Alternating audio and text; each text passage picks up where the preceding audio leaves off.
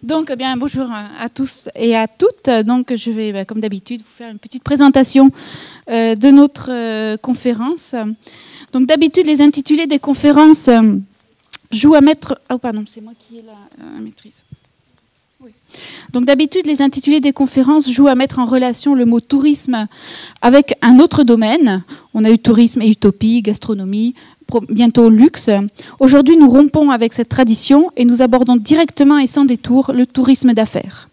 Selon l'Organisation mondiale du tourisme, le tourisme d'affaires est l'une des 6 catégories de motifs de déplacement des visiteurs internationaux. En France, le tourisme d'affaires comprend 4 types d'activités: les congrès et les conventions d'entreprise, les foires et les salons, les réunions de stimulation, les séminaires et les réunions d'entreprise, et les voyages d'affaires individuels. Il concerne les mondes associatifs, universitaires, celui des affaires et des entreprises. Dans le monde anglo-saxon, le tourisme d'affaires connaît 2 terminologies voisines: les MICE, non pas la souris bien sûr, mais les segments que sont les Meeting, Incentive, Congress, Event, Exhibitions. La Meeting Industry, cette appellation a le mérite d'embrasser le spectre très large du segment: congrès, réunions, conventions, colloques, symposiums, salons, foires, séminaires, lancements de produits, mais aussi les événements. Il a surtout le mérite de montrer que le tourisme d'affaires a recours à des structures dédiées, les centres de congrès et de conférences, qu'il repose sur des fondamentaux du tourisme, les hôtels, les réceptifs, les transporteurs, les restaurateurs, les institutionnels également, et que le tourisme d'affaires a recours à des sites culturels et des lieux d'animation variés. Le tourisme d'affaires est donc un passeur. Il facilite le croisement des connaissances et du savoir, les échanges et le partage des émotions. Il a donc une dimension relationnelle forte dans le tourisme d'affaires. À l'heure de la mondialisation, le tourisme d'affaires est aussi un marqueur de l'attractivité des territoires. Des villes comme Paris, Vienne ou Londres communiquent massivement sur cette image affaires, synonyme d'ouverture internationale et de rayonnement économique et scientifique. Le tourisme est souvent à l'origine d'une spécialisation pour le territoire. Il peut être créateur de lieux touristiques. Disneyland en est un exemple, mais aussi les stations balnéaires ou les stations de montagne. Le tourisme peut aussi être investisseur des lieux et s'installer là où on ne l'attend pas forcément à titre permanent, mais souvent à titre transitoire. Je pense en particulier au tourisme de festival, je pense surtout au tourisme d'affaires. En investissant les lieux, le tourisme d'affaires doit jongler en permanence entre créativité et rentabilité, entre savoir et festivité. Il doit composer avec son temps, les caprices de la conjoncture et les ruptures de marché. Il doit aussi capter les mutations de la société, les nouvelles technologies, les modes, les attentes. Le tourisme d'affaires est donc une activité d'interface qui repose sur un triptyque lieu, temps et moment. C'est pour reprendre l'expression de Rémi Knafou, paru dans son livre Moment de lieu, une part de l'air, une part du temps et une part de l'air du temps. Wow.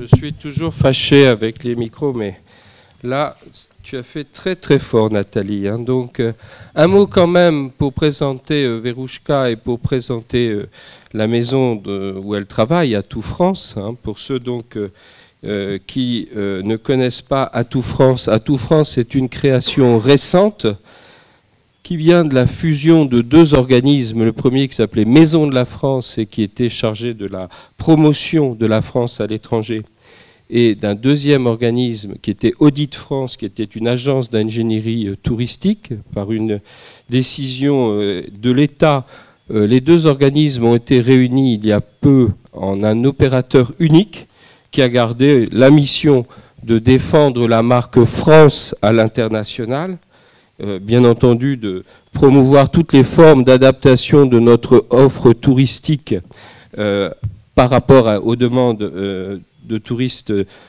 internationaux mais aussi nationaux, et d'accompagner le monde du tourisme dans sa mutation et dans ses réflexions. C'est donc une création administrative récente qui avait pour but finalement de donner plus de punch, plus de force à l'image de la France à l'étranger et à son réseau, son partenariat. La forme juridique de cette structure est un GIE pour justement bien marier la volonté de l'État, des collectivités territoriales, donc les conseils régionaux, les conseils généraux, les communes et les stations et destinations touristiques avec l'industrie du tourisme. Et le conseil d'administration est représenté, compte une trentaine de membres, 29 je crois exactement, avec 2/3 de professionnels qui recouvrent tout ce que la France compte de fédérations professionnelles dans le tourisme et de grosses industries du tourisme. Voilà. Donc Veroushka Bekar, qui est une ch'timi, hein, vous êtes du Valenciennois, si je ne me trompe pas. Je dis ça parce que moi aussi je suis de là-bas, donc ça fait... Ça. Et la responsable de... Alors, je cite le titre exact, hein, du pôle destination des rencontres professionnelles et événements professionnels dans cette structure qui est Atout France. Et en même temps, elle anime un club, le Club français du tourisme d'affaires réceptif, et elle vous parlera de tout cela aujourd'hui. Alors, cher Veroushka, nous ici, nous sommes une salle de citoyens assoiffés de connaissances, hein, donc vous avez... des étudiants et des personnes, j'allais dire, de bonne volonté dans notre université populaire. Je salue quand même les représentants du SAN et notamment monsieur Frédéric Baluet, qui est délégué communautaire à l'information, donc conseiller communautaire en même temps conseiller municipal de Séris, et qui est un fidèle de nos travaux. Hein. Merci Frédéric, parce que non seulement il est là en tant qu'élu, mais en plus c'est lui qui en général nous aide à monter nos trucs informatiques. Donc vraiment, c'est la meilleure utilisation qu'on puisse imaginer des élus du peuple. Hein, voilà. Donc, je salue aussi Madame Béatrice Laju, qui se cache au fond de la salle, mais qui est la directrice du développement économique du SAN.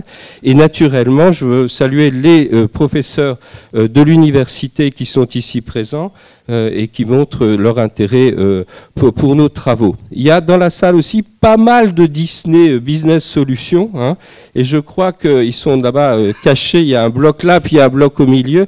Et nous attendons tout à l'heure Éloi Courcou, Éloi qui est le vice-président tourisme d'affaires de Disneyland Paris. Alors ça va être au moment des questions un élément, je crois, intéressant de l'entendre converser avec vous, Veroushka. Et donc, je le salue avant même qu'il arrive, pour ne pas interrompre la séance, pour le saluer bruyamment quand il arrivera. Voilà. Façon de vous donner maintenant la parole. Les règles du jeu sont très simples. Hein. Vous avez le temps de votre exposé et après, vous allez vous soumettre aux questions toujours perspicaces et bien vues de notre Assemblée. Veroushka, vous avez la parole. Merci beaucoup. Je vais juste me lever. Alors, un grand merci pour cette introduction et pour la présentation d'Atout France. Juste une chose, j'ai tendance à me mettre devant l'écran, on me l'a dit hier. Hein. On m'a dit, mais tu t'es mis devant l'écran, on voyait rien du tout. Donc là, je crois que l'écran est suffisamment grand. Donc même si je me mets devant, je pense que vous allez pouvoir tous voir. Enfin, du moins, je l'espère. Alors, j'ai oublié le clicker. Ce sera plus simple avec le clicker, je pense. Voilà. Alors, donc on vous a parlé d'Atout France. Je vais juste vous parler un peu du CEFTAR, donc du Club français du tourisme d'affaires réceptif, qui s'occupe de la promotion de la France à l'international comme destination à affaires. Dont je m'occupe. Donc on a 3 objectifs qui est en fait de rendre à la France sa place de leader mondial, de donner plus de lisibilité à l'offre en fédérant les acteurs français. Vous allez voir qu'on a à peu près 128 membres, hein, on les appelle des membres, dont justement Disney. Améliorer l'image des destinations à affaires à travers un plan marketing ciblé. Alors le CEFTAR, c'est un bureau qui est composé de 12 personnes. C'est le même principe. Hein. On vous parlait du GIE, on vous parlait justement du rôle des professionnels. Au sein du CEFTAR, et ça c'est crucial dans la stratégie que l'on fait au niveau du tourisme d'affaires, on a 12 personnes, des professionnels qui sont élus par leurs pairs et qui nous aident dans la stratégie de la destination France. Ensuite, on a bien sûr des gens sur les pays qui analysent le marché et qui nous permettent d'avoir des actions un peu plus ciblées. Ça, vous les connaissez. Alors, la raison pour laquelle je parle de ça, c'est comme ça vous permet de voir des différentes associations qui sont cruciales dans le tourisme d'affaires, comme ICA par exemple, qui est une grande référence au niveau de tout ce qui est congrès. Eventia en Grande-Bretagne, qui est l'association qui regroupe différentes agences événementielles. Et vous en avez d'autres, hein, MPI dont vous avez entendu parler et autres. Au niveau des actions, ça c'est juste et pareil, hein, sont des slides qui expliquent un peu ce qu'on a fait l'année dernière. Mais on est sur 7 salons, et dont bien sûr les salons prioritaires, les salons les plus importants qui sont le IBTM et IMEX, ainsi qu'IMEX Las Vegas qui s'est lancé l'année dernière et qui est un salon qui fonctionne très bien. Et vous avez également le IBTM qui s'est lancé, l'AIBTM on l'appelle. Donc ça, je vais passer rapidement là-dessus. La stratégie du CEFTAR, c'est pour vous expliquer où on va au niveau du tourisme d'affaires, vers quoi on se destine et vers quoi nous nous dirigeons en 2012, et qui est une stratégie moyen terme. Donc on travaille sur 11 marchés différents qui sont nos marchés de proximité. En fait, ce sont les marchés qui sont définis par nos partenaires comme étant les marchés les plus importants pour eux. Et ensuite, vous en avez 4 qui sont les briques, parce qu'ils ont été identifiés par nous et par l'ensemble je pense, de beaucoup de destinations, comme étant des marchés primordiaux. Il fallait absolument y aller maintenant afin de pouvoir avoir des résultats plus tard. Donc le Brésil, la Russie, l'Inde et la Chine. Donc le positionnement, on se base sur nos forces, hein, nos atouts, qui sont l'infrastructure, l'accessibilité, le développement durable, puisque c'est dans le futur, à moyen long terme, c'est quelque chose qui va prendre énormément d'importance et qui en a déjà pour le Congrès. Le patrimoine et la gastronomie, puisque la France, en fait, lorsque vous interrogez les acheteurs dans les pays à l'étranger, on vous le cite tout le temps, c'est-à-dire qu'on vous dit c'est l'art de vivre à la française. Donc bien sûr, l'accessibilité est primordiale, bien sûr, l'hôtellerie, la capacité hôtelière est primordiale, mais ce côté art de vivre à la française, il ne faut pas l'oublier, et c'est pour ça qu'on décide de le mettre en avant en tant que positionnement. Les cibles, on vous en a parlé, je pense, les organisateurs de réunions, séminaires, voyages de stimulation et les organisateurs de congrès. Alors maintenant, rentrons dans le vif du sujet. Le tourisme d'affaires. Donc, vous l'avez défini très bien tout à l'heure. Voilà les différents types la définition du tourisme d'affaires. Alors nous, on l'aime bien appeler l'industrie des rencontres et événements professionnels. Pourquoi ? Parce que dans tourisme d'affaires, il y a tourisme, et de temps en temps, les gens l'interprètent. Les gens qui ne connaissent pas notre industrie ont tendance à l'interpréter d'une façon assez un peu, c'est tourisme, touriste. Donc voilà. Donc c'est pour ça que vous allez Foire, Salon, Congrès, Événements de France, par exemple, utilisera rarement tourisme d'affaires. Nous également, on essaie de l'utiliser un peu moins. On préfère ce terme-là, d'où le nom du pôle. Et d'autres également associations en France ont tendance à changer, aller plus vers rencontres et événements professionnels. Alors, comment se porte le tourisme d'affaires ? Alors, on l'a tous entendu, bien sûr, on a tous souffert d'une crise. On subit encore, je dirais, on est encore... alors, on n'appelle plus ça crise. Hier, j'étais à un congrès et on disait non, c'est une instabilité économique. Pourquoi ? Parce que la crise, ça dure sinon, et puis mine de rien, à l'heure actuelle, ça fluctue énormément. C'est-à-dire qu'en 2009, effectivement, on a énormément souffert, et puis tout d'un coup, c'est remonté, et puis 2011, c'était très bien, jusqu'à septembre 2011, où je pense que vous en êtes tous conscients, vous en avez tous entendu parler. Là, on nous a dit, oh là, ça va plus du tout au niveau économique, on est en train de retomber. Donc, qu'est-ce qui se passe ? Vous avez une réaction de la part des entreprises. Alors, il n'y a pas une réaction immédiate au niveau du tourisme d'affaires, bien sûr, parce que ça prend un certain temps. Les réunions, les congrès, tout est déjà confirmé. Donc, vous n'allez pas voir l'impact tout de suite en 2011. Mais que va-t-il se passer en 2012 et après, je dirais. Après, ça dépend bien sûr aussi des différentes cibles. J'ai laissé ça sur le côté. Je reviens avec. Voilà.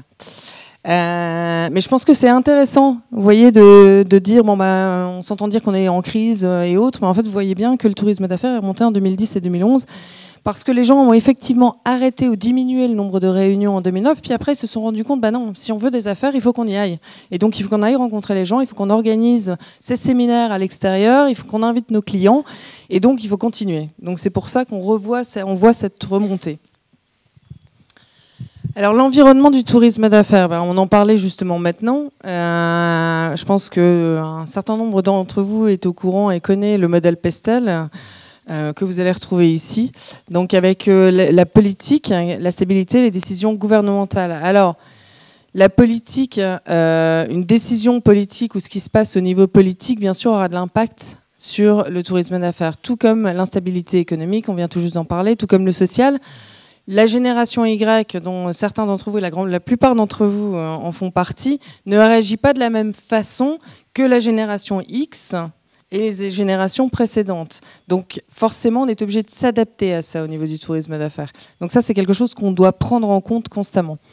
La technologie, l'Internet, l'innovation, alors beaucoup de gens ont eu peur quand on a commencé à parler de visioconférence. Et puis on se rend compte qu'en fait, maintenant, la visioconférence, on peut l'intégrer à des congrès, on peut l'intégrer à des conventions. Et si vous prenez un exemple tout simple, dont je ne sais pas si vous en avez entendu parler, d'une conférence qui s'appelle TEDx, qui vient en fait des États-Unis. Ça existe à Paris également. Je crois qu'on est à la 2e année cette année. Ça a lieu à la fin du mois. C'est une conférence de 800 personnes.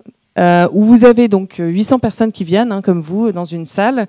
Et puis ensuite, vous avez des personnes qui viennent, mais ne pouvant plus avoir de place, sont dans une autre salle en train de regarder ça sur un écran géant.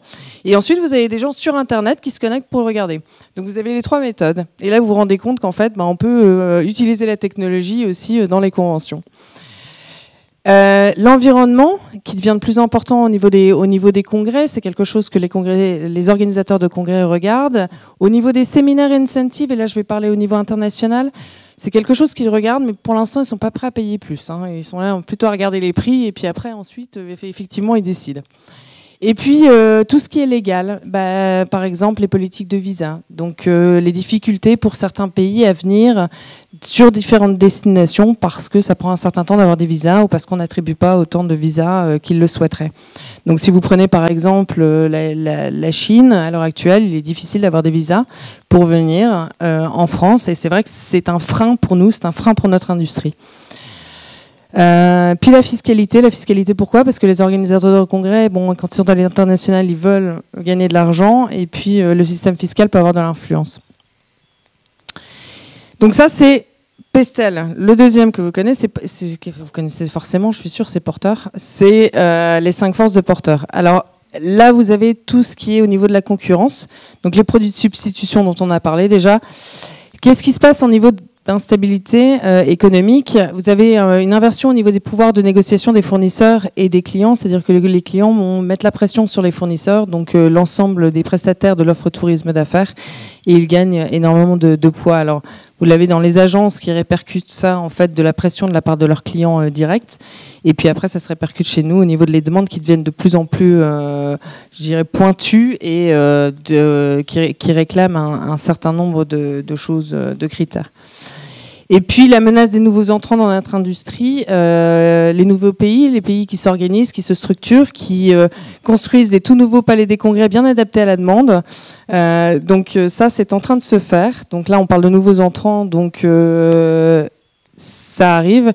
Et puis la concurrence, on est de plus en plus nombreux parce qu'on est de plus en plus nombreux à se rendre compte que cette industrie est importante pour notre pays, pour le pays. Donc il y a énormément de pays qui se positionnent sur les rencontres et événements professionnels à l'heure actuelle et ils investissent énormément, on verra l'intérêt de l'investissement. Alors les facteurs clés de réussite d'une destination à faire, on en a parlé un tout petit peu tout à l'heure. Vous avez l'accessibilité, bien sûr, c'est primordial. Je veux dire, il faut être clair, quelqu'un qui organise un séminaire ou un incentive en fonction du pays de 3 jours ne va pas passer 24 heures dans un avion. Il ne va pas passer 2 heures dans un avion et puis prendre un train et puis passer 6 heures dans un train. Donc l'accessibilité directe est importante en fonction bien sûr de la durée, d'où justement le nombre de personnes qui viennent sur Paris et Paris-Île-de-France, puisque les aéroports, je pense que vous avez vu les communiqués presse de l'ADP au niveau de leurs résultats qui sont encore meilleurs. Ils sont sortis au mois de décembre, je crois, et on en a reparlé là récemment. Donc l'accessibilité est importante. L'infrastructure, bien sûr hôtelière. Pourquoi ? Parce que ils aiment bien que tout soit à proximité et ils aiment bien aller dans les hôtels. S'ils peuvent pas être dans un hôtel, que l'autre hôtel soit juste à côté. En général, ils préfèrent un hôtel, un grand hôtel. Donc ça, c'est l'infrastructure. Je vous parle hôtelière, mais l'infrastructure routière, l'infrastructure au niveau des transports en commun, tout ce qui est infrastructure en général. Le rapport qualité-prix, bien sûr. La sécurité, ça c'est quelque chose qui regarde. On l'a vu, regardez ce qui se passe en Égypte. À mon avis, cette industrie en Égypte à l'heure actuelle doit être presque inexistante venant de l'international. Qui veut aller dans un pays qui est instable politiquement? Voilà. Les garanties en matière de développement durable. Et puis, il faut bien sûr, ça change. Alors, non seulement en fonction des marchés, mais en fonction des cibles également. Il y aura plus ou moins d'importance sur ces critères-là en fonction des cibles. Les facteurs clés de réussite d'un opérateur affaires. Donc, c'est assurer des délais de réponse sous 24 heures ou 48 heures. Alors ça, c'est un gros problème que l'on rencontre. C'est-à-dire que lorsqu'on a une demande, il faut au moins, une demande, c'est-à-dire d'un client à l'international, il faut au moins qu'on lui réponde sous 24 heures qu'on a bien reçu sa demande. Et ben, vous seriez surpris du nombre de personnes qui ne le font pas. Et puis ils attendent une semaine, puis 2 semaines, puis tout d'un coup ils répondent. Mais le client nous dit bah, maintenant c'est trop tard. Donc ça, c'est vraiment primordial, au moins de dire ça. Et puis sous 48 heures ou plus tard, si jamais vous n'êtes pas disponible. Ensuite, rencontrer les clients régulièrement parce qu'on est dans une industrie de la rencontre. Donc forcément, ils s'attendent à ce qu'on aille les voir et qu'on aille les rencontrer. Et il n'y a rien de mieux que le contact humain. Je pense que vous serez tous d'accord là-dessus. Faire preuve de flexibilité lorsqu'on demande quelque chose. Adopter une attitude de transparence. Alors ça, c'est quelque chose qui a commencé lorsque pour le coup, la crise a débuté. Ils ont commencé à regarder les prix. Et puis ils ont commencé à regarder Internet. On est tous pareils. Hein. Même quand vous réservez vos vacances, vous regardez les différents sites pour comparer si c'est à tel endroit, c'est moins cher ou autre. Ben, les clients, ils font la même chose. Ils comparent tout. Donc, du coup, ils demandent une transparence. Ils veulent voir à quel budget où leur budget va, sur quel, si c'est de l'hôtellerie, si c'est de la prestation, si c'est donc, on est obligé d'être de plus en plus clair sur les budgets. Vous avez la maîtrise des langues. Alors, minimum l'anglais.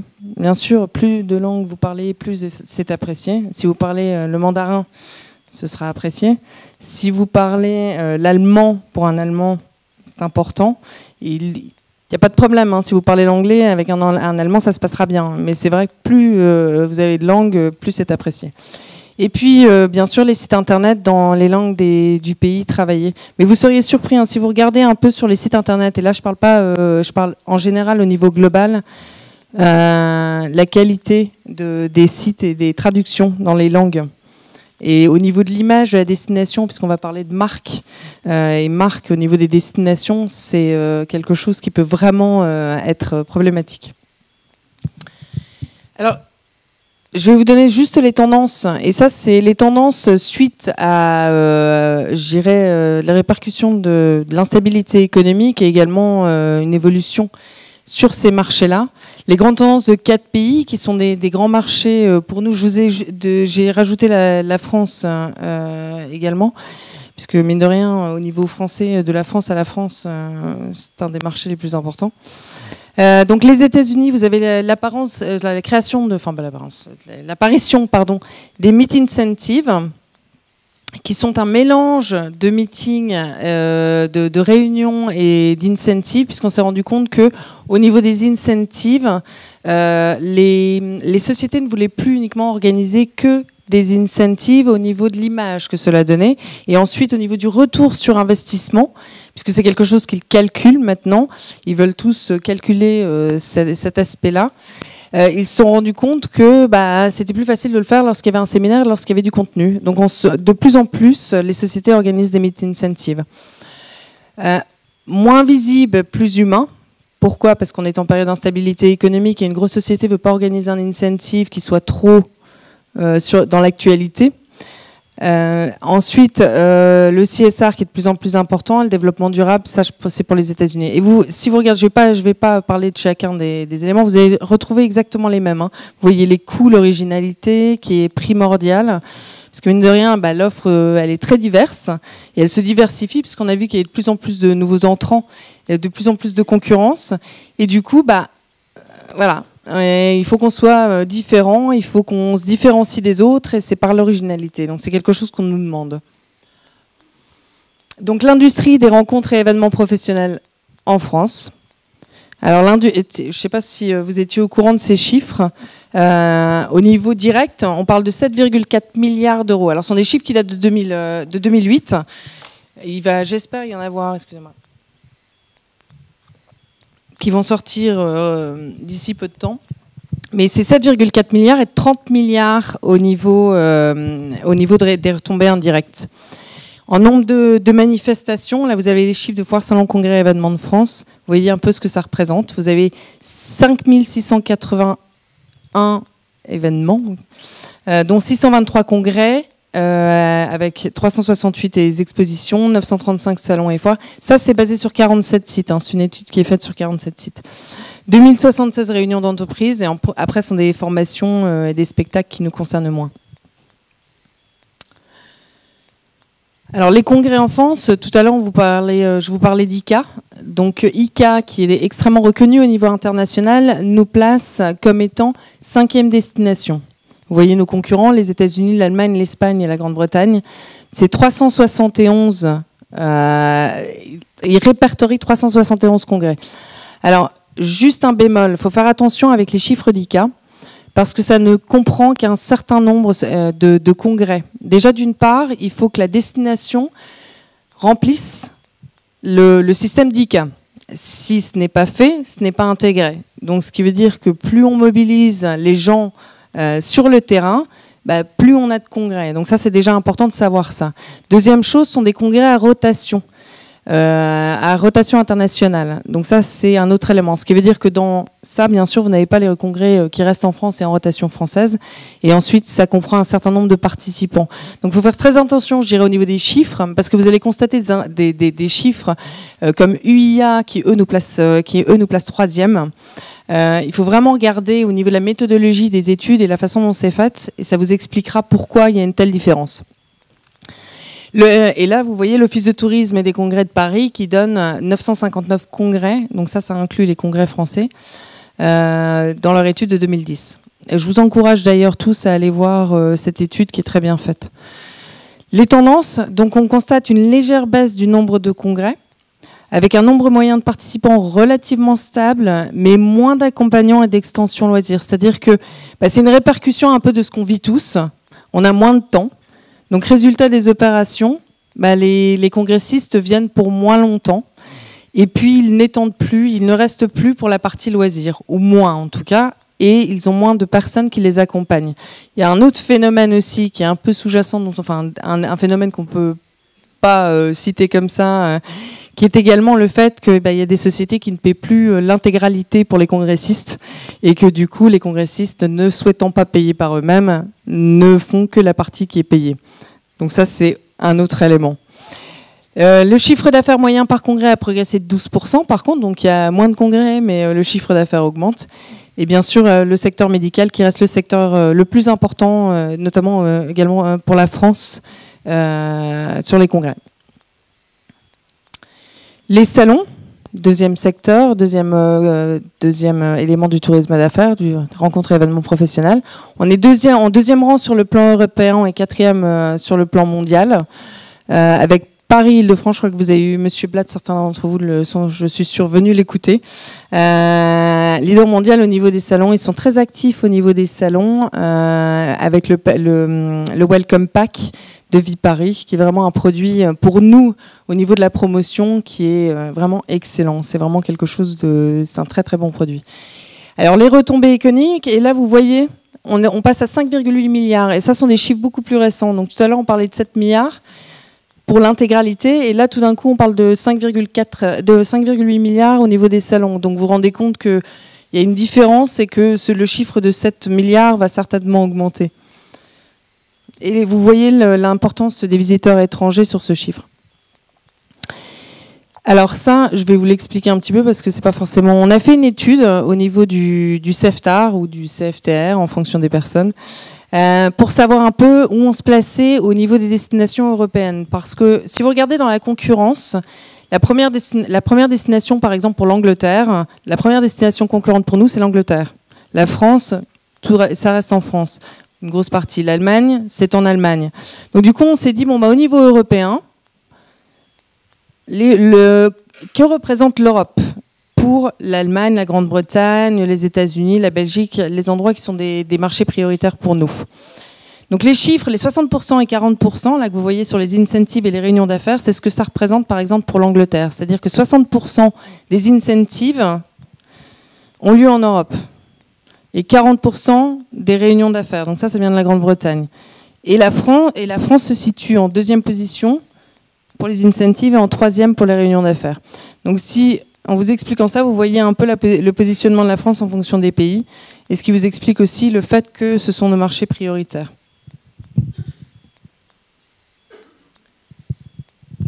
Alors les acteurs, vous en avez différents types. Vous avez les hôtels, les salles de réception, de spectacles et de musées qui ne sont absolument pas à négliger. Les organisateurs d'événements à l'international sont très très friands d'organiser des soirées de gala aussi dans les musées ou dans des lieux atypiques. Les centres des congrès, les parcs d'attractions et de loisirs, les universités et les parcs d'exposition. Au niveau de l'infrastructure de la France, si vous considérez les centres de congrès et les parcs d'exposition, au niveau européen, on est les premiers. Donc on a 80 parcs d'exposition et 95 centres de congrès, dont 15 qui sont de plus de 4000 places. Donc ça, on reparlait de l'infrastructure et de l'importance de l'infrastructure, ce sont des messages qu'on essaie de faire passer au niveau de l'international. C'est vraiment...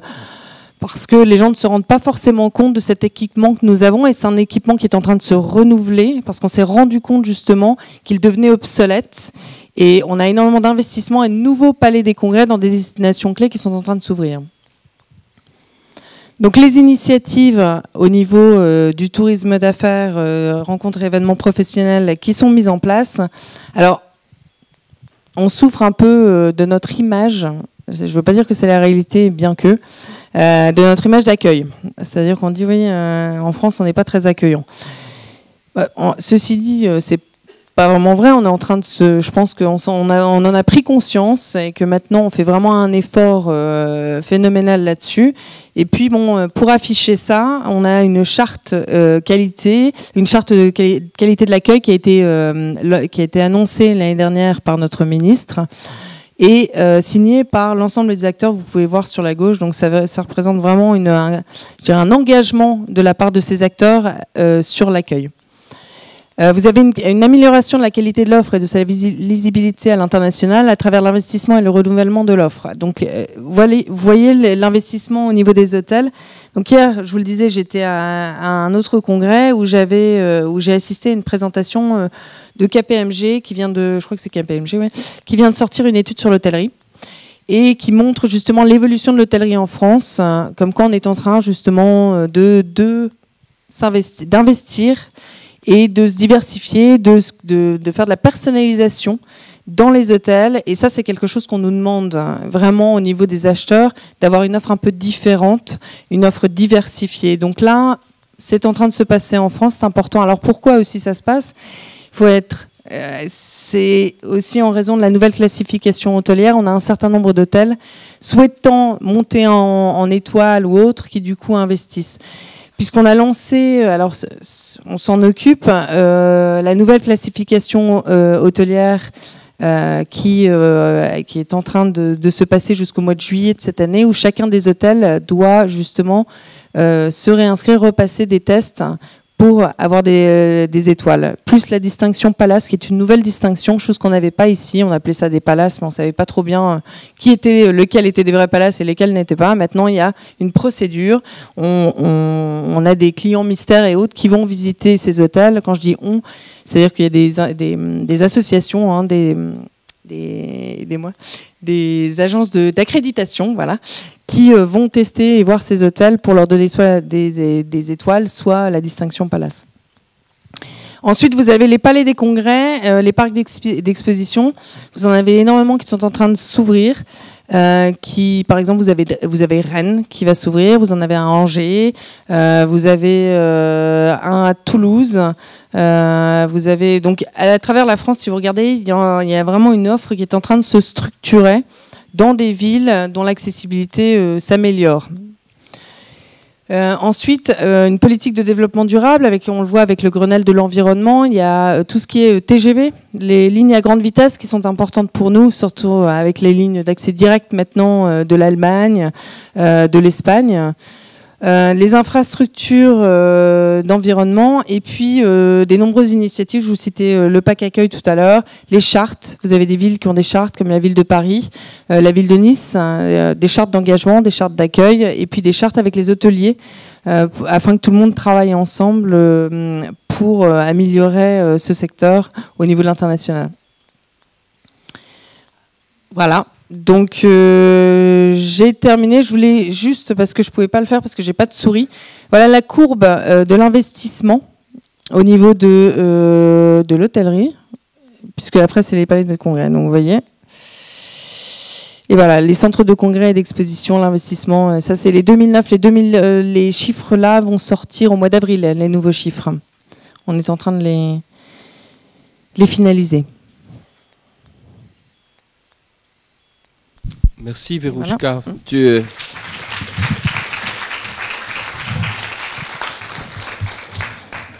Bon, il y a beaucoup de sujets qui ont été abordés là au cours de cet exposé et je pense qu'il faut les reprendre avec la même méthode finalement, c'est-à-dire voir d'abord ce que signifie le tourisme d'affaires, ensuite quelle est la place de la France dans ce dispositif et dans la concurrence mondiale et intra-européenne, et ensuite regarder les projets nouveaux et les tendances du marché français. Hein, je crois que c'est les grands points. On te laisse boire un verre d'eau tranquillement. C'est pour ça qu'on est plusieurs au micro. Il y en a toujours un qui peut boire pendant que les autres parlent, c'est bien. Mais tout de suite, si il y a donc des questions, parce que il y a eu beaucoup d'acronymes qui ont été utilisés. On est parti du principe que tout le monde connaissait tous les acronymes. S'il y avait des questions sur les questions, enfin sur des questions, j'allais dire, de définition ou d'éléments qui n'auraient pas été intégrés, n'hésitez pas à poser des questions tout de suite et après on évoquera successivement la concurrence internationale et les tendances internationales et les tendances du marché français. Voilà. Est-ce qu'il y a des questions ? J'en profite pour saluer, je vous avais dit qu'Éloi Courcou arriverait, il est arrivé, il est là dans le coin. Éloi, bienvenue et merci d'être présent. Hein.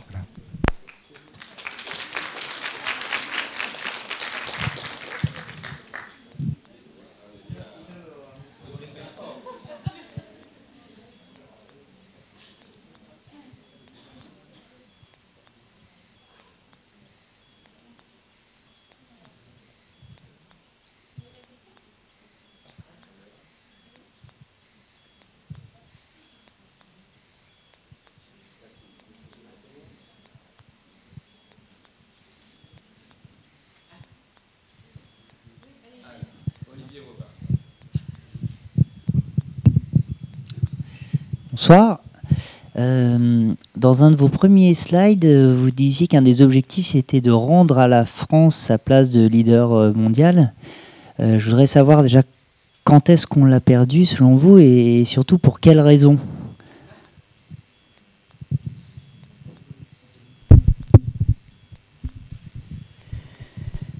Alors, quand est-ce qu'on l'a perdu ? À mon avis, ça fait déjà quelques temps.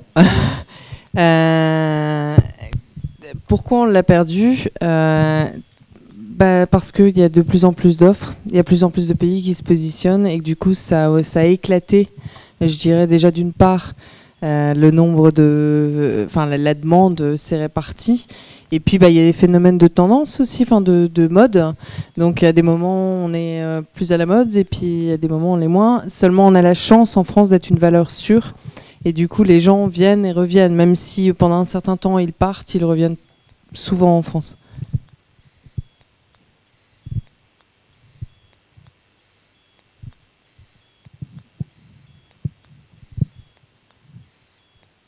Juste un élément de précision par rapport aux rencontres et événements professionnels. On voit aussi autre chose de plus en plus, c'est l'intérêt et l'importance je dirais de l'économie régionale. Par exemple, au niveau des congrès, les pôles de compétitivité qui existent dans les différentes régions de France sont très très importants pour nous au niveau de la promotion. C'est quelque chose que l'on met en avant. Donc, je dirais c'est un autre élément à considérer, chose qu'avant on ne mettait pas forcément en avant. Maintenant, le tissu économique des différentes, on va dire, destinations et non pas de territoire, parce qu'on préfère les appeler destinations, sont très très importants. Oui. Non. Bonsoir. Donc, j'avais une question. En fait, je voulais. Je me lève. Je te laisse. Bonsoir. Oui, non, en fait, je voulais savoir s'il y avait beaucoup d'événements incentives qui se faisaient aussi dans le reste de la France ou si c'était concentré surtout à Paris. Non, il y en a beaucoup dans toute la France, mais les deux destinations, les trois destinations les plus importantes, enfin les deux destinations les plus importantes restent Paris et la Riviera. Ce qu'on appelle la Riviera, donc toute la Côte d'Azur en fait. De par l'accessibilité, on reste sur la même... mais on a des gens qui sont intéressés, on a des Chinois qui partent en Pays de la Loire. Ils vont en incentive en Pays de la Loire. C'est, si vous voulez, c'est pas... c'est possible, ils partent partout en France, et heureusement. Mais après, ça dépend du nombre de personnes, ça dépend du type et de ce qu'ils souhaitent faire. Donc, ça se répartit un peu partout quand même. Mais surtout dans les grandes villes où vous avez une bonne accessibilité.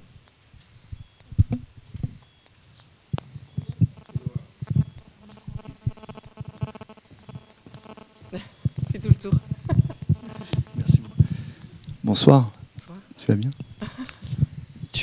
Je crois que tu as parlé un petit peu des nouveaux marchés, des nouveaux visiteurs français qui viennent un peu de plus en plus nombreux.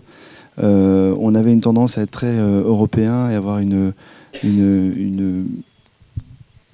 du moins d'être une destination attirante, en tous les cas pour le marché maïs, pour les pays européens de proximité, tu l'as signalé tout à l'heure.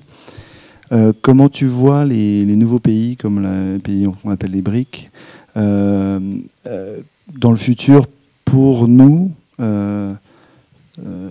au niveau réceptif, au niveau... Est-ce que tu crois que c'est des vraies sources de business, et est-ce qu'aujourd'hui, Atout France a entrepris énormément d'actions pour aller des marchés et présenter nos dimensions? Alors, oui, clairement, parce que ça nous permet un peu justement d'élargir les marchés que nous travaillons. Ce sont des marchés qui sont des gros volumes également, donc c'est important. Au niveau des briques, pour répondre à ta question, puisqu'on les a identifiés aussi bien au tourisme d'agrément que le tourisme d'affaires comme des cibles prioritaires, au niveau du tourisme d'affaires, on a été l'année dernière, donc en 2011, effectuer des études afin de mieux comprendre leurs attentes par rapport à une destination tourisme d'affaires, et ensuite plus spécifiquement sur la France, c'est-à-dire ce qu'ils attendaient nous, ce qu'ils connaissaient, est-ce qu'ils connaissaient bien la France. Donc on a déjà fait cette première partie qui était le côté quantitatif, et ensuite on a demandé donc à des professionnels du tourisme d'affaires d'aller dans ces pays pour aller rencontrer des agences pour faire la partie qualitative et pour renforcer ou non ce que les études nous avaient dit. Donc tout ça on est en train de l'étudier. Au niveau ça varie énormément au niveau des marchés. C'est vrai que par exemple le marché indien est un marché d'incentive de séminaires et autres. Ça va être un peu la même chose pour le marché chinois, bien que le marché chinois, il y a également tout ce côté économique, c'est-à-dire qu'ils se déplacent en groupe pour aller visiter des sociétés pour mieux comprendre la façon dont ces sociétés fonctionnent. Donc ça, c'est très très important pour le marché chinois. Donc c'est vrai qu'ils ont tous leurs spécificités et qu'ils évoluent tous très rapidement.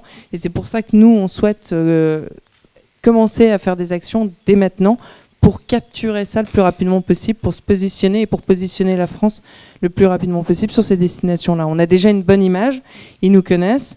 Faut savoir qu'on a toujours cette impression, mais en fait, par exemple, les Chinois connaissent très très bien la France, ils connaissent très bien l'histoire de France, donc ils sont très intéressés par différents... Voilà. Et puis par contre, il y a d'autres pays où on pense qu'ils connaissent bien la France, et puis en fait, ils ne connaissent que certaines destinations en France. Et voilà, donc il y a toute une pédagogie aussi à avoir auprès de ces pays-là, au niveau de la destination. Ma question concerne le rôle des agences. On aurait pu penser avec la crise, réduction des budgets, que finalement les entreprises décident de passer plus en direct avec les destinations. Et finalement, on voit que les agences continuent à apporter beaucoup de valeur aux clients et on a l'arrivée des TMC, des Venue Finder. Est-ce que c'est une évolution pour vous qui va se confirmer ou qui est encore instable ? Ça dépend des marchés. Si on regarde le marché belge passe de plus en plus en direct. Et puis il passe en direct, il passe pas par effectivement une DMC sur le territoire français. On a eu au mois de septembre une agence incentive belge qui est venue lors de notre séminaire et nous a dit clairement pourquoi est-ce que je passerais par une DMC, donc devant des DMC. Pourquoi est-ce que je passerais par une DMC puisque de toute façon je peux le faire en direct et puis quelle est votre valeur ajoutée? Il me dit moi j'ai pas de problème, moi je veux bien passer avec vous, je veux bien travailler avec vous, mais donnez-moi de la valeur ajoutée. Si vous m'en donnez pas, moi, ça m'intéresse pas. Je veux dire, si c'est pour me donner le prix d'un hôtel et me rajouter des frais au-dessus, ça m'intéresse pas. Donc, c'est pas qu'ils sont contre. Et ils avaient tous à peu près. J'avais un panel de 4. On avait un panel de 4 acheteurs internationaux. Ils disent simplement, moi, je veux bien continuer à passer par des DMC, mais il faut qu'il y ait ce petit plus. Il faut qu'il y ait cette chose en plus qui fait qu'on ait envie de passer par vous. Donc, ils continuent à passer. Alors ça dépend des marchés, ça dépend de la maîtrise de la langue. C'est pour ça que je peux je veux citer le marché belge parce que le marché belge, les Wallons n'ont pas de problème à discuter avec nous. Ensuite, par contre, si vous regardez le marché allemand qui aura plus de difficultés, il va en général plus passer par des DMC sur place, bien que vous en avez quand même beaucoup qui passent en direct. Et là, je parle aussi des corporates sur les marchés qui passent en direct, qui ne passent plus par des agences non plus sur leur territoire.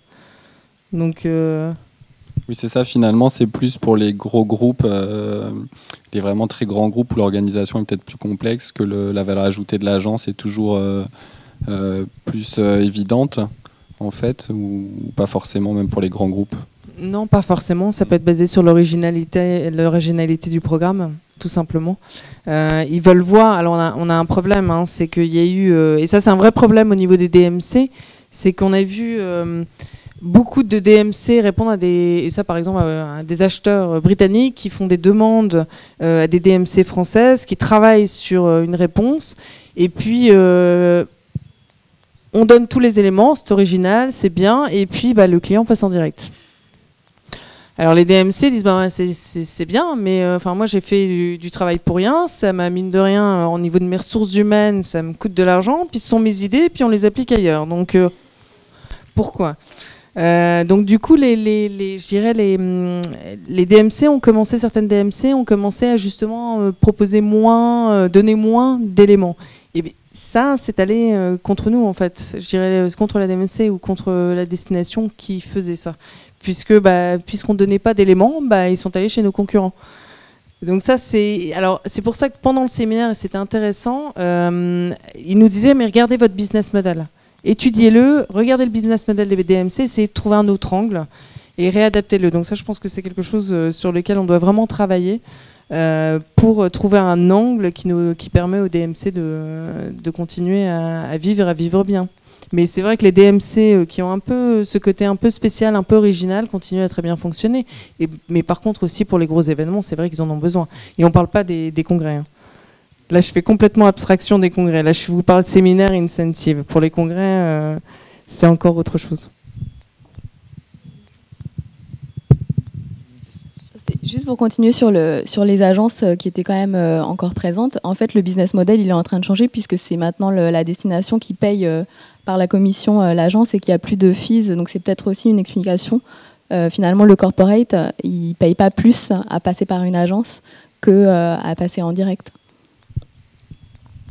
Alors, je ne suis pas sûre d'avoir tout... je la refais. Oui, je veux bien. De manière générale, les agences n'ont plus un fee à l'année qu'elles reçoivent de leurs clients corporate pour toute leur communication.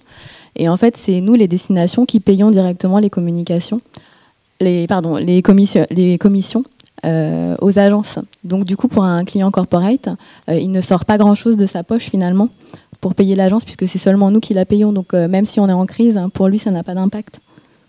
Et c'est un petit peu ce que vous disiez sur les DMC et le nouveau business model à trouver pour qu'il continue à exister. Exactement. Mais alors, je parlais de l'aspect coût, mais je parlais aussi de l'originalité. Oui, c'est vrai. Donc, c'était ça aussi. C'était revoir l'ensemble. La valeur par rapport au coût. La valeur ajoutée.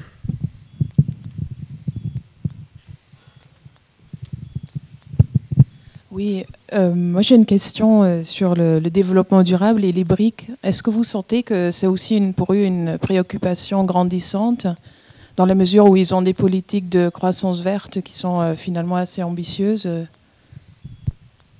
C'est une très bonne question. Et alors là, pour être très honnête, je ne sais pas si quelqu'un d'autre peut répondre à ma place, parce que c'est pas quelque chose qu'on a été justement exploré par rapport au développement durable. C'est quelque chose de toute façon que nous on applique pour les autres, donc on se dit si on le fait au niveau du territoire français, c'est quelque chose qu'on pourra mettre en avant chez eux. Donc c'est plus je dirais une politique de destination. Et puis bon oui, je pense qu'il y a effectivement des pays qui font attention à ça, puis d'autres c'est beaucoup moins important. Non, j'avais une deuxième question. Donc pour vos adhérents français, pour votre cible ici, donc vous mettez en place à la fois vous les aidez en fait à appliquer les dispositions du Grenelle, et d'autre part vous essayez aussi de sensibiliser à tout ce qui est développement durable. Pour tout ce qui est développement durable, il y a déjà des gens qui le font très bien. Oui. Donc, puisque vous avez des acteurs français comme France Congrès qui a des Cali Congrès, vous avez Foire Salon Congrès Événements de France qui est très actif là-dessus. Donc nous, on est plus dans la promotion. Hein. Nous, on fait la promotion de la destination. On est sur l'offre, effectivement, on conseille. Mais au niveau du SAFTAR, on est plus sur la promotion de ce qui est fait. Je voulais juste te dire qu'il n'y a pas que le développement durable, il y a aussi tous les services qu'on peut associer. On parle beaucoup aussi du Wi-Fi. Je ne crois pas que tu en aies parlé tout à l'heure. Tout ce qui est technologie aussi. Tu as parlé tout à l'heure des vidéoconférences, qui est une des raisons pour lesquelles je suis en retard d'ailleurs, c'est que j'étais en vidéoconférence. Mais on a beaucoup de demandes aujourd'hui qui viennent aussi sur la qualité du service, de la technologie dans les lieux. Tu parlais des entreprises pharmaceutiques aujourd'hui, quand elles se déplacent à Disneyland Paris avec Business Solutions, elles vont nous demander aujourd'hui des capacités de transfert de données, etc., entre lieux et autres, qui est extrêmement important. Et il faut qu'on soit aussi à la pointe sur ces sujets-là. Donc moi, je minimise toujours, même si c'est très important, la partie développement durable. C'est quelque chose qui doit faire partie aujourd'hui de l'ADN des sociétés et des lieux. Et on doit continuer à le développer. Mais c'est vrai qu'il y a aussi, ça fait partie d'une liste de questions qu'ont les organisateurs d'événements et les sociétés, qui va du Wi-Fi jusqu'à recyclage de l'eau, par exemple, etc., qui est un sujet dont on parle beaucoup à Disneyland Paris en ce moment, par exemple. Je ne sais pas ce que tu en penses, mais... Non, là-dessus, complètement. Tout ce qui est technologie, c'est primordial. C'est-à-dire que, et ça va pour l'organisation d'un événement, mais c'est aussi tout bonnement, lorsque vous avez des congressistes ou des gens qui viennent pour un séminaire ou pour un incentive, qu'il n'ait pas le Wi-Fi gratuit dans l'hôtel, c'est quelque chose qu'ils ne comprennent pas. C'est quelque chose de très très important. La vitesse aussi, bien sûr, de connexion pour tout ce qui est visioconférence est crucial. Donc oui, là je suis entièrement d'accord avec toi. Je veux dire, là, c'est très très important. D'où l'investissement, je pense, dans un grand nombre de nos centres de congrès en France pour pouvoir se mettre à niveau. Je t'écoutais et je me disais, mais est-ce que le débat, c'est bien entre la France, les États-Unis, le Royaume-Uni, les nouveaux États, les BRIC, ou est-ce que ce sont des destinations? Parce qu'en même temps, tu nous dis, la France, en fait, c'est ou bien Paris, ou bien Cannes et Nice, quoi. En gros, c'est ça. Mais tu additionnes Paris et tu additionnes Cannes et Nice, et c'est pas la France, quoi, finalement.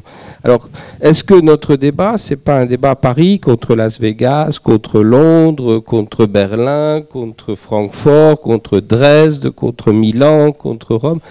Est-ce qu'en fait, et puis ça c'est ma première question, en fait je doute, tu as bien compris, je crois à l'utilité d'un appareil d'État pour promouvoir l'image de la France, mais je crois que ce sont les lieux, les destinations qui doivent se battre d'abord pour eux-mêmes, donc je voudrais ton sentiment là-dessus. Et deuxièmement, que penser des nouveaux États qui utilisent les congrès ou les grands événements festifs pour faire leur promotion. Hein, les États, les Émirats ou bien des États, des micro-États pour lesquels l'événementiel et le congrès est d'importance nationale en ce qu'il restaure l'image de l'État ou est-ce qu'il instaure l'image de l'État dans le monde et où finalement les éléments de géopolitique sont très utiles pour le développement de ces congrès et salons, et donc perturbent finalement le modèle classique de l'économie. Alors au niveau je dirais de la destination France et des destinations, je dirais régionales, effectivement on a 2 grandes destinations en France, mais ce sont pas les seules. On les met en avant, on a un certain nombre de destinations en France qui ont une renommée internationale. On les met en avant à l'international. C'est dans notre stratégie, effectivement, et c'est logique.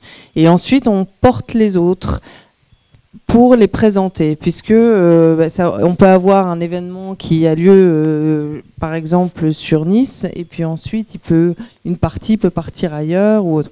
Donc, on veut montrer aussi ce qui existe dans les autres destinations qui ne sont pas de renommée internationale. Mais c'est vrai, et notamment pour le congrès, là on est en train de travailler sur un supplément où on met en avant 10 destinations en France pour le congrès. Et on n'ira pas plus loin pour l'instant parce qu'on pense qu'il faut mettre ces 10 destinations pour positionner la France en tant que destination congrès. Et ensuite, effectivement, on présentera d'autres destinations. Donc, je ne sais pas si ça répond en partie à la question. Et sur les micro-États, par exemple, Dubaï, je sais pas, ou Singapour.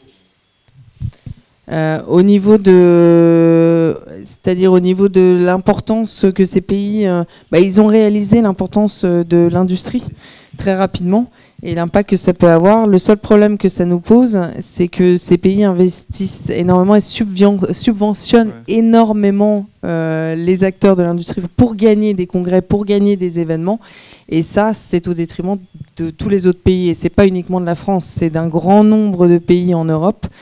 Et ça, je dirais, c'est quelque chose malheureusement qui est difficile à gérer. Et c'est vrai que si on commence à partir dans ce sens-là, il y a des villes qui l'ont fait. C'est pareil pour les congrès. Vous avez des villes, même en France, qui pendant un moment subventionnaient une partie des congrès. Ils ont arrêté de jouer à ce jeu-là parce qu'ils se sont dit, dans le fond, non, ça peut pas fonctionner. Mais ça continue. On a des villes en Europe qui le font. Donc, comme Barcelone. J'ai une question sur la part technologique. En 2009, je crois qu'il y a un salon totalement virtuel qui s'était créé. Je voudrais savoir si c'est quelque chose qui se poursuit ou si ça a été un total flop. Ça a été un grand échec. Voilà. Donc en fait, on a toujours besoin de se deux rassembler. tentatives. Alors je dis pas qu'ils vont pas réessayer, que ça va pas marcher dans 15 ans, je sais pas. Mais en tout cas, il y a eu 2 tentatives. On parlait aussi de, je ne sais plus comment s'appelait ce site américain où il y avait possibilité de se rencontrer justement, même système. C'était basé là-dessus d'ailleurs. Et puis on s'est dit, c'est le futur. C'est en 2008. Non. Donc pour l'instant, je pense pas que ce soit dans le court terme. On a besoin de se rencontrer. On s'en est rendu compte, on en a parlé tout à l'heure avec 2009. On a juste besoin de se rencontrer pour faire des affaires. Donc je pense que le salon, on n'y est pas encore. Virtuel. Oui, bonsoir. Je voulais vous poser 2 questions qui sont peut-être mineures, mais qui me paraissent non négligeables. Je voulais savoir si vous avez évalué le facteur climatique. Quelle était l'importance du climat, même si ces événements sont des événements en lieu fermé, en lieu clos. Je voulais connaître l'importance du climat. Et puis je voulais savoir aussi quelle était l'importance du tourisme d'affaires, des congrès sur les bateaux, sur les croisières. Car je me suis aperçu à plusieurs reprises qu'il y avait des congrès ou des réunions professionnelles très importantes qui se déroulaient sur des bateaux, sur une croisière de plusieurs jours, de façon à remotiver le personnel, à sensibiliser justement l'ensemble des employés. Voilà, merci. Alors attendez, excusez-moi, Le climat, voilà, merci. Parce que du coup, j'étais dans les bateaux. Le climat, oui, je vais pas vous dire, hein, c'est vrai que le climat est important, mais c'est pas primordial. Enfin, c'est pas la première chose qu'ils vont regarder. La première chose, ça reste quand même, est-ce que je peux y aller rapidement et revenir? On n'a plus de temps, donc on essaie de le faire de façon très courte, sur 3 jours, 2-3 jours. Donc voilà. Et après, bien sûr, l'infrastructure. Mais oui, le climat. C'est clair que ça a un côté. Ceci dit, on l'a bien vu en période de crise de 2009, que les endroits où il faisait le plus beau, il y avait des palmiers, n'étaient plus en vogue et à la mode, parce que on voulait pas être vu organiser des événements dans des lieux qui avaient une renommée. Voilà, exactement. Ah oui, les croisières, merci. Alors du coup, j'avais oublié la deuxième. Alors les croisières, alors il y a 2 éléments en fait sur les bateaux de croisière. La première, c'est qu'en fait on se rend compte aussi que les bateaux de croisière servent d'hôtellerie. C'est-à-dire quand on n'a pas l'offre hôtelière sur place, on a des bateaux de croisière qui viennent se mettre et puis comme ça les congressistes peuvent rester sur les bateaux. Donc ça c'est déjà une chose. Et puis ensuite les bateaux de croisière, effectivement au niveau des incentives comme tout autre, c'est une des options pour des organisateurs d'événements. Parmi d'autres, mais oui, mais je pense pas que c'est quelque chose qui monte spécialement à l'heure actuelle. Enfin, et certainement en ce moment, et là, ça va. Je pense que là, il va y avoir un petit déclin. Bonsoir. Donc en fait, les M2TAS avaient une question, on va essayer de rebondir sur ce qu'avait dit le monsieur. Donc justement au niveau des croisières et des métiers donc de l'événementiel avec l'incentive, tout ça, en temps de crise, c'est vrai qu'on a besoin de justifier l'utilité de ces événements et leur budget. Et donc moi, ma question, c'était savoir comment mieux justifier les retombées de ces événements et comment montrer qu'ils sont toujours indispensables dans ces métiers. Parce que c'est vrai que avec la conjecture actuelle des choses, il est difficile de montrer qu'effectivement c'est important aussi de faire la fête pour fédérer et remotiver les troupes. Donc est-ce qu'il y a vraiment des outils qui permettent de mesurer ces retombées économiques? Alors, il y a 2 aspects. Les retombées économiques sur une destination, ça c'est encore autre chose. Par contre, si on parle au niveau d'une société, on en parlait tout à l'heure du retour sur investissement. Vous avez énormément d'agences à l'heure actuelle ou de sociétés qui sont en train de mettre en place ou qui ont déjà mis en place des systèmes pour regarder avant et après. Donc c'est effectivement mis en place. Alors quand on parle de réunions internes, c'est à quel niveau ils étaient avant. Puisqu'on part sur les meeting incentives, faut s'en souvenir. Donc les connaissances qu'ils avaient avant et les connaissances qu'ils ont après. Maintenant c'est quelque chose qu'on faisait en formation déjà. C'est tout le problème des formations en ressources humaines. C'est la même chose. On se disait, c'est bien gentil de former les gens, mais mine de rien, qu'est-ce que ça nous rapporte à la suite? Et c'est pareil pour les séminaires, les incentives. Donc il y a des choses qui sont mises en place à ce niveau-là et pour s'assurer qu'il y ait des retours. Après, si c'est une offre commerciale ou si c'est quelque chose de commercial comme un salon, c'est beaucoup plus facile puisque là, c'est un retour direct. Et un retour médiatique, oui. Oui, bonsoir. Donc j'ai une question, puisqu'on a juste en face le logo pour la marque France. Donc je voudrais savoir comment vous utilisez cette nouvelle marque pour pour faire la promotion de la France au niveau international, mais pour le tourisme d'affaires, puisque au niveau français, la marque, on a l'impression qu'elle ne marche pas parce qu'on ne la voit pas. Donc je voudrais savoir est-ce que au niveau international, vous arrivez à la faire rayonner? Alors, au niveau international, elle est partout. Elle est sur toutes nos éditions, sur tous nos salons, donc elle est partout. Pourquoi vous la voyez moins en France? C'est que au niveau de la France, vous allez beaucoup voir Atout France. C'est le nom de l'organisme. Et puis, quoi que si, non, je vous dis, mais si vous la voyez, parce que elle est sur Bedouk dans un mois et vous la verrez puisqu'on y est. Donc non, elle est quand même présente. Mais c'est vrai qu'à l'international, sur toutes les éditions, sur tout ce qu'on fait, elle est présente. Il a fallu du temps pour pouvoir acheter la marque France. C'est un paradoxe, mais moi je siège au conseil d'administration d'Atout France pendant des mois. On a dû faire des démarches pour pouvoir prendre le mot France et en faire la marque. je ne sais pas si je suis clair Alors évidemment, c'est très récent, ça démarre mieux à l'étranger qu'en France, parce qu'en France, on a moins de raisons de le vendre.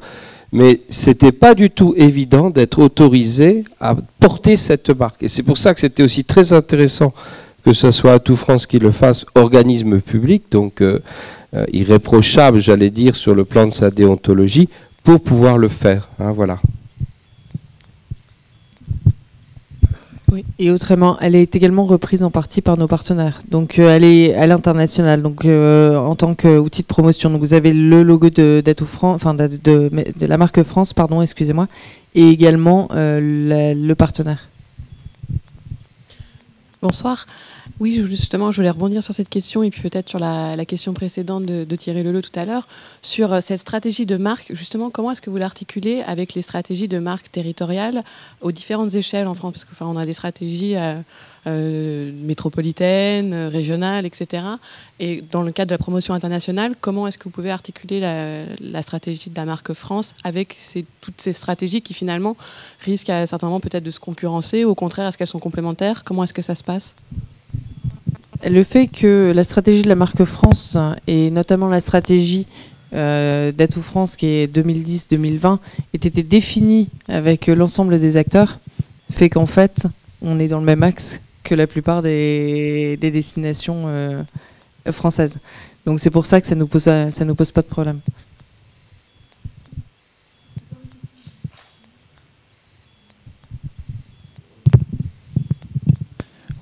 Oui, bonsoir. J'ai peur qu'elles soient un peu mineures, mais je ne m'empêche pas de la poser. Je suis pas sûr d'avoir bien compris, mais au départ, au CEFTAR, il y a des gens qui travaillent à l'étranger. Et certains à Paris. Et je voulais savoir précisément quel est le rôle de ceux qui travaillent à l'étranger. Dans quelle mesure c'est des relais? Qu'est-ce qu'ils font? Est-ce qu'ils vous apportent de l'information? Est-ce qu'il faut remonter des choses justement sur la marque France? J'aimerais avoir des éclaircissements justement sur leur position un peu d'éclaireur et d'articulation justement avec le territoire étranger, de la manière dont la marque peut se vendre ou se... Alors, en fait, ce sont des experts du tourisme d'affaires, donc ça va dans les deux sens. C'est-à-dire qu'au siège, on travaille sur la stratégie, donc avec justement l'ensemble de nos partenaires et des acteurs du tourisme français. Et puis ensuite, on redispatche ça sur les bureaux à l'étranger, et eux travaillent sur des actions à mettre en place dans ces pays-là, qui sont adaptées à la stratégie et adaptées également au marché.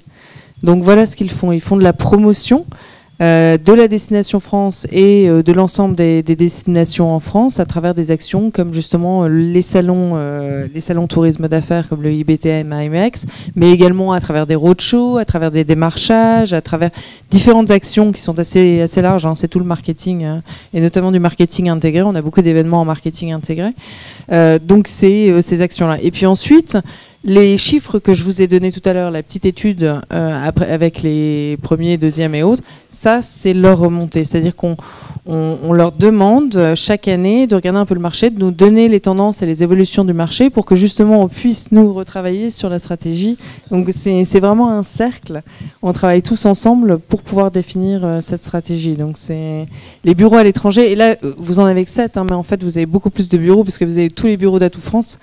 Vous en avez 36. Donc voilà. Donc vous en avez à travers le monde. C'est simplement que ces personnes-là sont des responsables tourisme d'affaires et travaillent avec le CEFTAR. Ce sont des marchés sur lesquels on investit. Mais après, vous avez des gens au Canada, dont vous avez les directeurs et les adjoints, qui sont des experts en tourisme d'affaires également, qui travaillent sur les marchés, qui sont des marchés très importants. C'est simplement qu'au niveau du club, on ne peut pas travailler tous les marchés. C'est tout. Donc on a fait une sélection d'un certain nombre de marchés, mais Atout France, c'est dans notre stratégie. On a défini le tourisme d'affaires, les rencontres et événements professionnels comme étant prioritaires. Donc bien sûr, tous ces marchés-là travaillent ce secteur-là.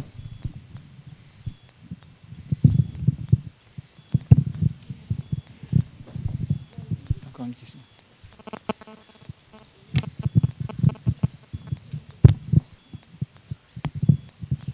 Bonsoir.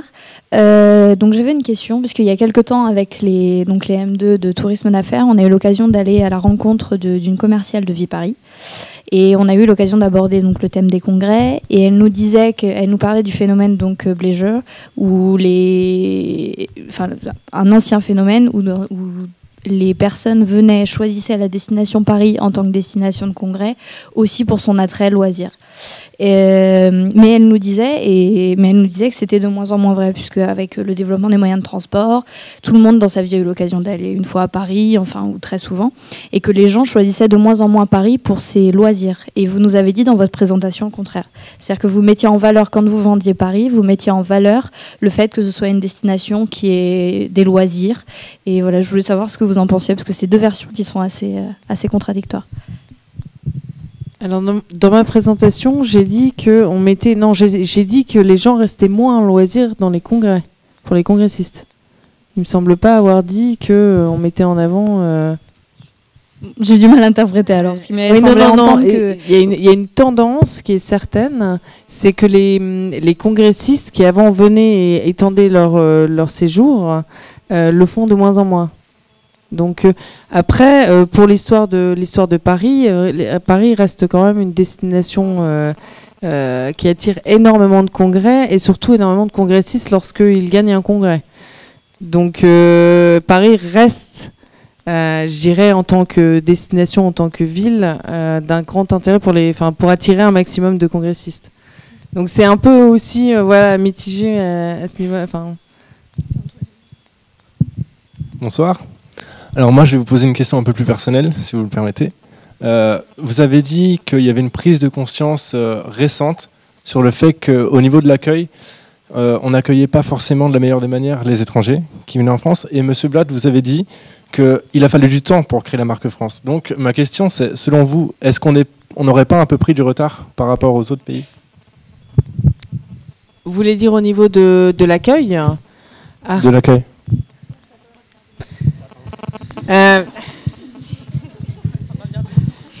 Est-ce qu'on avait par rapport à qui, par rapport à quoi? Je dirais, est-ce qu'on a pris du retard par rapport à l'accueil?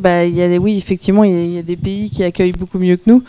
Après, on a eu une prise de conscience, on s'en est rendu compte. Donc maintenant, on trouve des solutions et on agit. C'est déjà une bonne façon de réagir.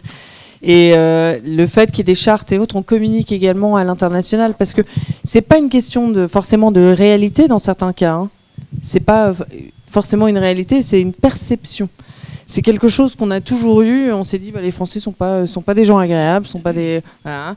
Et notamment malheureusement la destination de Paris en a souffert. Mais on a vu ça, on a réagi et puis on voit l'évolution, on voit ce que les différentes destinations ont mis en place pour améliorer l'accueil avec des kiosques de plus en plus fréquents, avec des systèmes et autres. Et ça déjà, si un touriste qui vient en vacances s'en rend compte, quand il viendra ou quand il devra réfléchir à trouver une place pour organiser un événement, si il est amené à en organiser un, il s'en souviendra.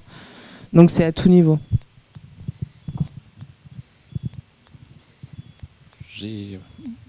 Oui, bonjour. J'avais vu que Paris était 3e en termes de congrès derrière Vienne et Barcelone. Je voulais savoir si ces deux villes ont des atouts que Paris n'a pas, et si oui, lesquels? Alors, oui. Et non. Barcelone est extrêmement actif au niveau de pour attirer, ça c'est indéniable. Mais il y a aussi des éléments qui font que Barcelone est une destination qui attire énormément d'événements. On l'a vu récemment avec le Mobile Congress, on a vu un peu comment ça s'était passé. Il y a énormément de subventions qui sont importantes, qui font pencher la balance vers une ville ou une autre. Et après, Vienne est active depuis très longtemps, est reconnue comme une destination de congrès. Donc effectivement, c'est une destination, ce qu'on disait tout à l'heure, et c'est aussi quelque chose qui est très fort ici sur Disney, c'est que vous avez tout sur place. C'est petit, tout est accessible, rien qu'en marchant. Et ça, Vienne là. Donc c'est pour ça aussi que c'est une grande destination de congrès. C'est que Vienne a retrouvé sa dimension. Pendant longtemps, ça a été une ville croupion qui était la frontière entre l'Europe de l'Est et l'Europe de l'Ouest, et le lieu d'échange des espions en quelque sorte. Et maintenant, avec l'ouverture de l'Europe, Vienne a reconquis son hinterland et en quelque sorte, elle est redevenue la grande métropole danubienne qui va jusque donc la mer Noire et Istanbul, et son image est en train de changer.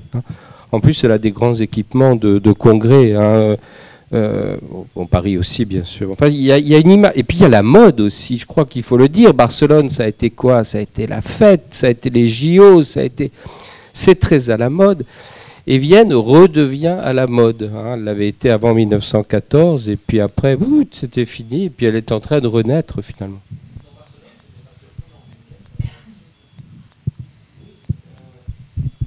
Il y a deux mouvements sur Vienne, parce que je connais un peu cette ville maintenant. Donc, il y a eu de tout temps des échanges à Vienne et des lieux de congrès. D'ailleurs, il y a Uno City, la grande ville des Nations Unies, il y a beaucoup d'institutions mondiales à Vienne, donc fonctionnaient très très bien. Avec l'ouverture du marché de l'Est, depuis quelques années, il y a une remontée du nombre des congrès et salons sur Vienne. Est-ce qu'il y a d'autres questions? Non. Moi, j'avais juste une petite question un petit peu par rapport à la tendance. Quelle est la pénétration du concept de low cost dans le tourisme d'affaires?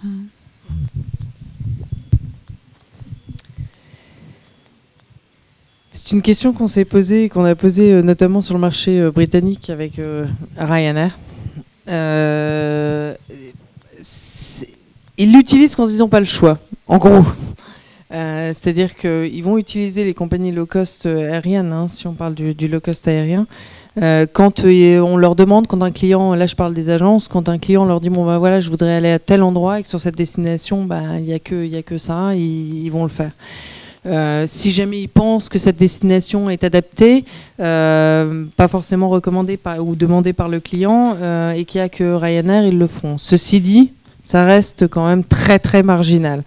Mais bon, il y a des compagnies low cost qui s'adaptent et qui, à l'heure actuelle, ils se sont rendus compte de ce que c'était. Vous regardez EasyJet, et EasyJet, au niveau des catégories, est déjà un peu plus adapté que Ryanair.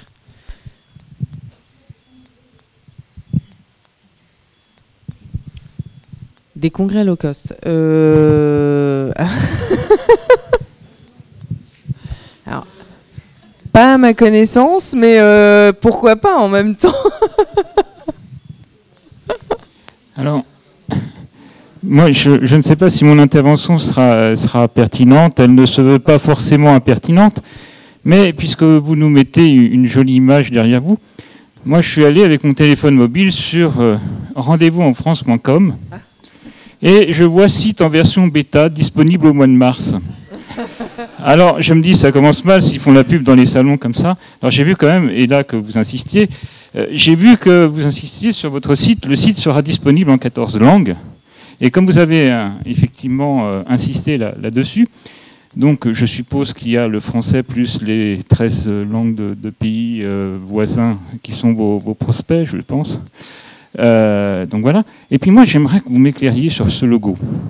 Parce que là, franchement, j'espère que vous ne l'avez pas payé cher.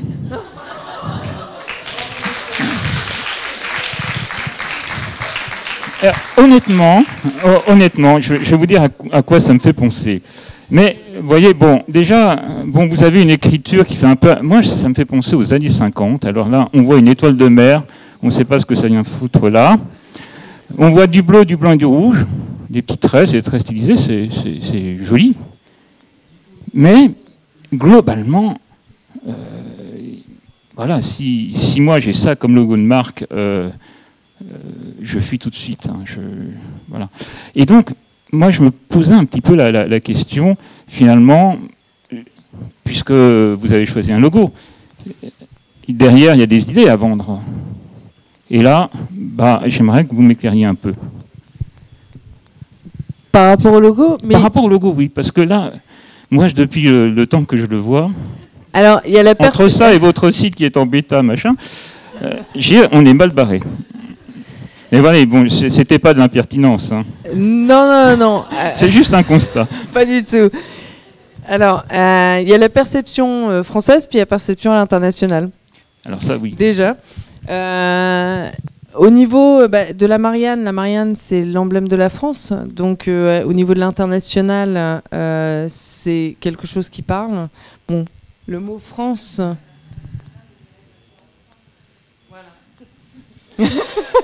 c'est oui. Un peu ça. Enfin, il n'y a plus qu'en Russie pour Mireille Mathieu quand même. Hein, bon. Après, pour répondre à votre question sur le site, effectivement, il est en cours de développement dans l'ensemble de ses langues. On a voulu le faire évoluer pour l'adapter. Justement, à l'ensemble de... On a 2 sites à l'heure actuelle qui fonctionnent en même temps, qui est France Guide, que tout le monde connaît et que l'on continue à promouvoir jusqu'à la transition de l'autre côté. Mais pour habituer les gens à Rendez-vous en France, et d'ailleurs on les a fait voter, hein, le public à l'international a voté pour ce logo-là. Donc, du coup, vous voyez, c'est pour ça qu'on commence à éduquer les gens à l'international sur le site Rendez-vous en France pour qu'ils changent de France Guide vers Rendez-vous en France. Merci. Oui, c'est quand même, il n'y a pas que l'image de la France comme art de vivre à la française. Hein. Il y a tout le substrat sur le luxe français, hein, donc, qui va être l'objet d'ailleurs de notre prochain rendez-vous du cluster. Hein. Bon, il y a cette ambiguïté, effectivement, rendez-vous en France sur Paris, ville de l'amour. Hein. Il y a la lumière, l'étoile qui brille à l'Orient. Hein, il ne faut pas... Paris, ville lumière. Et effectivement, comme le disait Verouchka, parce que on a non seulement le Conseil a voté sur ce logo-là, mais il y a eu des sortes de sondages qui ont été faits à l'étranger. On a testé plusieurs logos. Et cette image donc de la France art de vivre, de la France luxe, de la France féminité, de la France lumière et de la France amour, c'est celle qui a donné ce qui t'inspire tellement finalement. Ah non, ça c'est sûr. Mais justement, c'est un peu dommage qu'il n'y ait pas cette dimension modernité, technologie qui soit incluse dans ce logo. Ça fait plus... on vit sur un imaginaire, le passé, mais on ne se projette pas avec ça dans l'avenir. Enfin, du moins, c'est le ressenti. Alors, j'ai juste un exemple concret. J'ai demandé, lors d'un panel d'experts, parce que j'ai passé une grande partie de ma vie adulte à l'étranger, dans des pays anglophones. Je passais 14 ans à l'étranger. Et lorsque j'étais basée en Grande-Bretagne, j'ai demandé donc ce qu'on appelle un panel d'experts, parce que je m'occupais du marché britannique à l'époque. J'ai demandé à mon panel d'experts, j'ai dit bon bah voilà, donc la France, nous on est connu comme la destination art de vivre, voilà. Mais on se rend compte que l'Allemagne est en train de monter comme destination à faire et on se dit pourquoi pas se positionner un peu comme l'Allemagne en business, c'est bien d'y aller, c'est sérieux, surtout en période de crise, c'est sérieux, il y a beaucoup de business. Et tous, unanimement, nous ont dit surtout pas, ne faites pas ça. Votre premier message, c'est l'art de vivre. Le deuxième, c'est effectivement la modernité, le fait qu'on se modernise, et puis l'industrie et autres. Mais si vous positionnez comme l'Allemagne, l'Allemagne c'est tendance en ce moment parce que on est en période difficile et que du coup ça fait sérieux d'aller en Allemagne. Bon, ceci dit, Berlin est un de nos gros concurrents et voilà. Ça c'est, il faut pas le perdre de vue. Mais c'est vrai que tout à fait.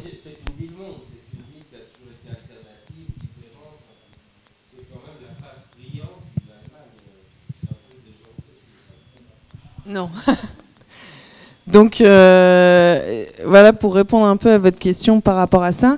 Maintenant, on travaille avec l'Agence française d'investissement international. On a une convention avec eux pour mettre en avant justement le dynamisme économique français et c'est quelque chose qu'on fait. Si vous regardez le dossier de presse tourisme d'affaires de la destination France que nous avons mis en place, on met en avant le côté économique, bien sûr.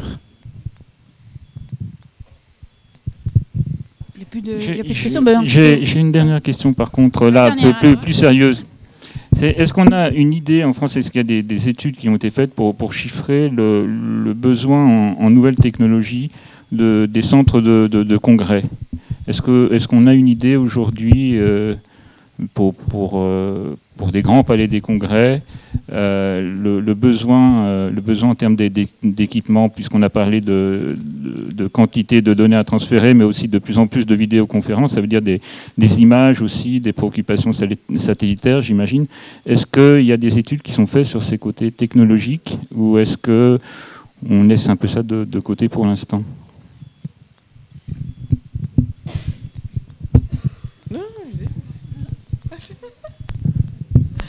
Des études qui sont faites, non, c'est pour répondre à la demande. On sait que la demande le veut.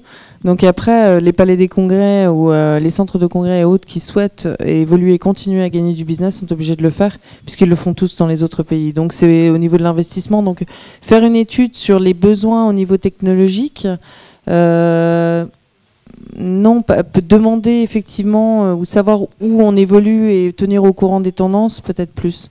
Je ne sais pas si j'ai répondu à votre question. D'accord. Merci Verouchka. Donc on va clore cette conférence. Merci à tous et à toutes pour vos questions.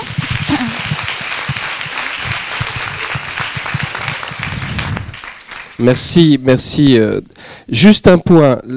Au mois de février, notre rendez-vous du cluster n'a pas lieu le 3e jeudi, mais le 2e jeudi. Donc je vous donne rendez-vous le jeudi 9 février pour un exposé de Marc-Antoine Jamet, qui est secrétaire général de LVMH, qui est secrétaire général du Club Colbert, sur luxe et tourisme. Donc ça va être tout à fait passionnant également. Voilà.